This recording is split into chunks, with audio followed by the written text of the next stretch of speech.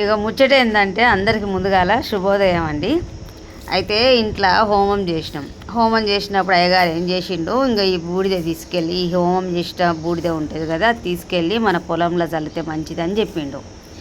ఇక పొలానికి కాయలు తెంపనీక పండ్లు తెంపనీక పోయినాం కదా, పోయినప్పుడు ఇక మొత్తం ఇక అంతా పొలం అంతా చల్లినాయి. ఇంకా అక్కడింత చల్లి, కానీ ఒక్క ముచ్చట మాత్రం చెప్పాలి, మట్టి తిని మట్టి బుక్కితే కానీ ఆ మట్టిలోకి వెళ్ళి లక్ష్మీదేవిని తీయలేము అన్నట్టుగా రైతులందరికీ దండాలు నిజంగా. ఏంటంటే గింతంత చిన్న చిన్న పని చేసినందుకే నాకు ఇంకా మట్టి చల్లుతా అంటే చెప్పులు లేకుండా, ఎందుకంటే హోమంది కదా, చెప్పులు లేకుండా నడుస్తుంటే కాళ్ళు అయితే ఇదైనాయి. మరి మట్టిల్నే ఉండి మట్టిల్నే చేసి అందులోకెళ్ళి కూరగాయలు వరి ప్రతి ఒక్కటి పండించి మనకు పంపుతారు చూసినావా మన రైతన్నలు, వాళ్ళందరికీ దండాలి నిజంగా. అట్లుంటుంది, మనం ఎక్స్పీరియన్స్ చేస్తే కానీ మనకు అనుభవంలోకి వస్తే కానీ తెలియదు ఏ ముచ్చటైనా సరే.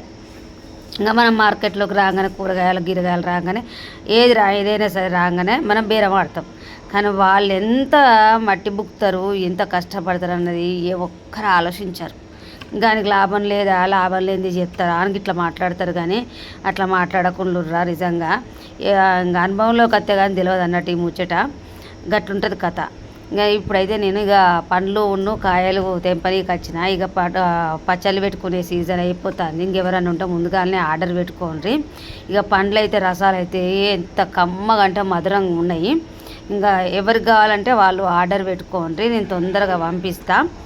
మంచిగా ఎటువంటి కెమికల్ ఎటువంటి ఉండే చెట్ల మీదకి వెళ్ళి పండ్లు అయినాక తీసుకొచ్చి ఒక 2 రోజులు మళ్ళీ మగ్గించి ఇంకా పంపించు అన్నట్టు. ఇక ఇవే మా చెట్లు, ఒక 7 రకాల చెట్లు ఉంటాయి.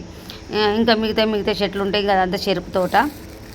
ఇప్పుడు మళ్ళీ తర్వాత ఫార్మింగ్ అంటే ఇక కూరగాయలు ఆకుకూరలు అన్నీ పండిద్దామని చూస్తాను ఇక నేనే. ఇంకా మీరైతే నన్ను సపోర్ట్ చేయండి, అందరికీ వీడియో షేర్ చేయండి.